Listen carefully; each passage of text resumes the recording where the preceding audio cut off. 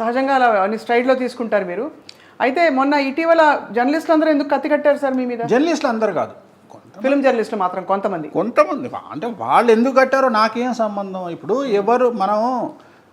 ఎవరిని విమర్శిస్తారు, ఎవరిని వ్యతిరేకిస్తారు అనే దానికి మనకు ఒక రీజన్ అంటూ ఉండదండి. రైట్. నేను అనుకునేది ఏంటన్నమ్మా, నాకు అప్పుడు పేరు రావాలి, వాళ్ళ రూపకంగా పేరు వచ్చింది.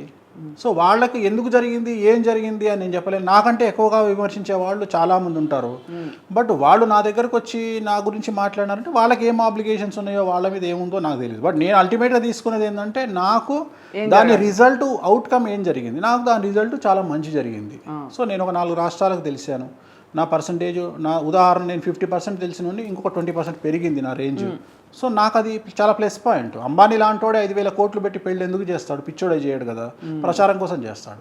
అట్లాంటిది ఆగస్టు నుండి సెప్టెంబర్ వరకు 2 నెలల్లో సుమారు 200 కోట్ల పబ్లిసిటీ నాకు ఉత్తగానే వచ్చింది అంటే నేను బెస్డ్ అనుకుంటా. కానీ నేను ఎందుకు తిట్టుకుంటా? నేను ఇప్పుడు ఎంత పబ్లిసిటీ ఇప్పుడు ప్రతి ఛానల్కు డబ్బులు ఇస్తే కానీ యాడ్ లేనటువంటి సందర్భంలో నా గురించి గంటలు డిస్కషన్లు, డిబేట్లు పెట్టి నా గురించి సోషల్ మీడియాలో వేసుకుంటే ఇదంతా చేయడానికి నాకు ఎన్ని వందల కోట్లు ఖర్చు అవుతుంది.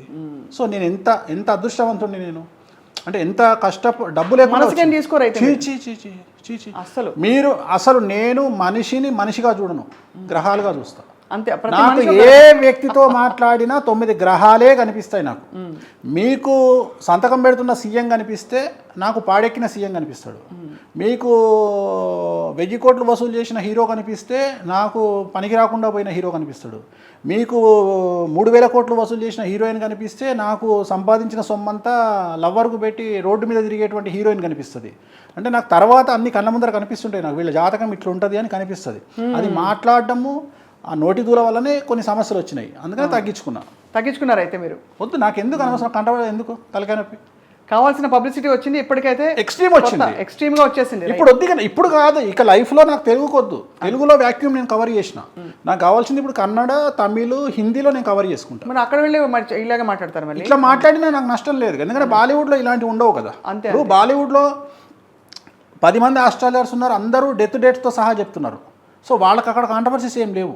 ఇక్కడ మనకు కాంట్రవర్సీ అంటే అర్జున్ రెడ్డి సినిమా తీసినప్పుడు మహిళా సంఘాలు కానీ ఇతరత్ర సమస్యలు వచ్చినప్పుడు సందీప్ రెడ్డి ఒకటే చెప్పాడు, నేను తెలుగులో సినిమా తీయను, నేను బాలీవుడ్లో వెళ్ళి తీసుకుంటా అన్నాడు. అట్లనే నేను కూడా అదే చెప్తున్నాను. నేను ఇవాళ నన్ను ఇక్కడ వద్దనుకుంటున్నప్పుడు ఓకే, నేను ఇక్కడ అంటే ఇక్కడ మన వాళ్ళలో చాలా మార్పు వచ్చింది. ఇంత మార్పు వస్తుందని నేను కల కూడా గ్రహించలేదు. అంటే జనరల్గా ఇప్పుడు ప్రతి ఒక్కళ్ళు ఏమంటున్నారంటే 1 పెళ్ళి 2 పెళ్ళిళ్ళు ఓకే, బట్ ఇక్కడ మన దగ్గర ఎంత ఎంత ఎంత విశాల హృదయం గల జనాలు అయిపోయిందంటే 9వ పెళ్ళి కూడా శుభమా అంటూ 9వ పెళ్ళి, 10వ పెళ్ళి కూడా శుభమా అంటూ 10వ పెళ్ళి, 11వ పెళ్ళి కూడా శుభమా అంటూ 11వ పెళ్ళి అనే స్థాయికి జనాలు ఎదిగినప్పుడు నేను వాళ్ళ లెవెల్కి ఎదగలేకపోతున్నా.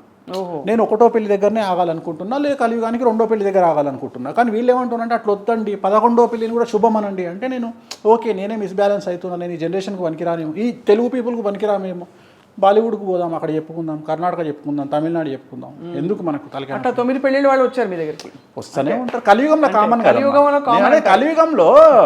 కలియుగంలో డిస్టర్బ్ అయ్యేది లైఫే కదా.